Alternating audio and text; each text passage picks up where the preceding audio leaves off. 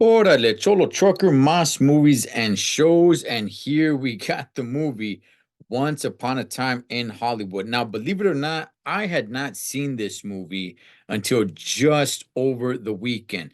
I knew, I knew one day I was gonna watch this movie. I knew it. For one reason or another, it just kept escaping me. People kept telling me, "Hey, it's a long movie. It's a long movie." It came out, I believe, what was it, like 3, 4 years ago? I think like in 2019, actually, I think is when it came out. Um, and I was interested in this movie. It's a Quentin Tarantino movie. It's got Brad Pitt, it's got Margot Robbie, it's got Leonardo DiCaprio, which, in my opinion, Leonardo DiCaprio is probably going to go down as one of the greatest actors ever, ever of all time. He's got to be up there somewhere. I'm not saying he's number one. I'm just saying when you talk about some of the greatest actors of all time, period, his name needs to be somewhere in the conversation. Um, so let me go ahead and read the description right here. Let me see. Actor Rick Dalton gained fame and fortune by starring in a 1950s television western, but is now struggling to find meaningful work in a Hollywood that he doesn't recognize anymore. Yeah, that kind of sums it up. Rick Dalton, the main character, who is played by Leonardo DiCaprio, and he's got his stunt double, right? Because he is an actor. He has his stunt double, played by uh uh shoot, I forgot his name now. Played by son of a bastard. Well, his name in the movie's Cliff. Uh, son of a gun. I can't believe I cannot remember his name, even though his name is escaping me right now. He's the guy standing right next to him, which there it is. His name is Brad Pitt. See how I don't script these things? Okay. Brad Pitt, man. I don't know why his name just escaped me, but oh well, it did. So, the movie takes place in 1969. So you guys could just imagine. Now, I like what they did, right? I was watching this movie and I'm like, damn, dog. They went above and beyond because this movie takes place in 1969. And when they're driving on the freeway, you got to think of all the cars that are on the freeway, right? You just can't film it like today. You just can't say, wow, just get an old, 1950s car or 1960s car and just put it on the freeway. And then you're going to have, a you know, 2020 Toyota Camry on the freeway or anything. No, man, they had to come up with all these old school cars. And there's quite a lot of driving in this movie on the city streets, on the freeways. And I'm just like, wow, I was a little amazed on how they made it look like, hey, it really is 1969 with all these old school vehicles just out and about, man. Right? I mean, this hairstyle is one thing, the way people dress, that's one thing. But putting vehicles out there, man, that's a whole nother level. So nonetheless, um, Leonardo DiCaprio's character, Rick Dalton, pretty much just like I said in the description, right? He's into westerns and he's really struggling, and his stunt double, Brad Pitt, is out of a job.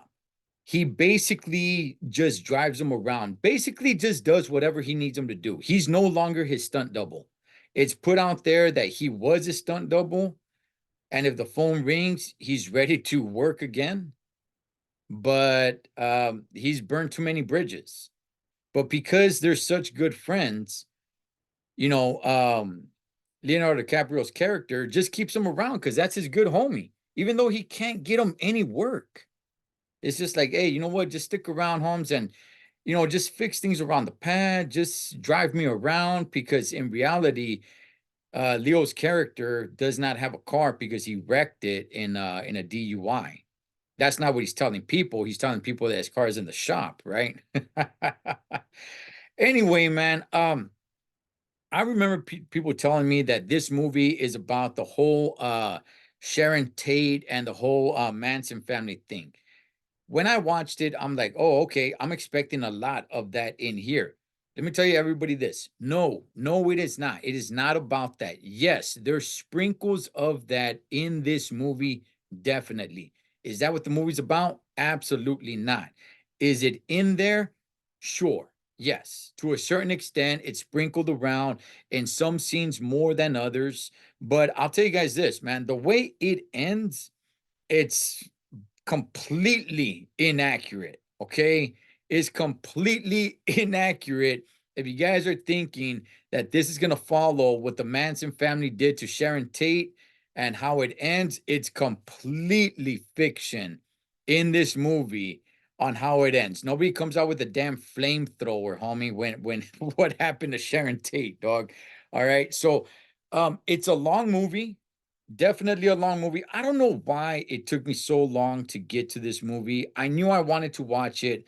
I knew I was gonna watch it one day, and I don't know why, man. It just kept going over my head time after time. But it's almost this movie is almost 3 hours long. It's about it's over 2.5 hours, somewhere in the middle there. I think it's like 2 hours and 45 minutes or something like that. But okay, so is it a good movie? I'll tell you guys this. It's an okay movie. It's not a great movie. Some really good acting in it. And that's, I mean, look, I mean, again, it's Leonardo DiCaprio. It's Brad Pitt. I mean, especially with Leonardo DiCaprio being in there. There's a small scene in there with Kurt Russell. Um, but great acting. The story, it's pretty good. I don't know why they need to make it so damn long. There's things in that movie where it's like, okay, like when he's sitting down having a conversation with that little girl actor, like, do we need that scene? I mean, there's a couple of scenes here and there, but where I'm like, okay, you could have shortened it up a little bit, but it's an okay movie. It's not a bad movie, and I'm not gonna say it's a great movie either. I'm glad I watched it, but at the end of it, I wasn't like, "Oh man, this was a badass. This was a great movie." No, no, no. It's just, on a scale from 1 to 10, it's probably like a 7.5, somewhere in there, maybe just a 7. I don't regret watching it. I don't regret spending, almost 3 hours watching it. Now, I saw it on Hulu. I know it's on a couple of streaming apps. I personally watched it on Hulu. Um, I don't regret spending that time on it. However, am I going to sit down and watch it again? Even if somebody says, "Oh man, I haven't seen this movie. Would you watch it with me?" Um, no, I think I'll pass. I think I'll pass. It's like a one and done for me. Good watch, not a great watch, but a good watch. And yeah, took me quite a few years to finally get this movie down, but I'm glad I did. But that's probably the only time I'm gonna watch it. Cholo Trucker, Moss, movies and shows. I'll catch you guys on next one.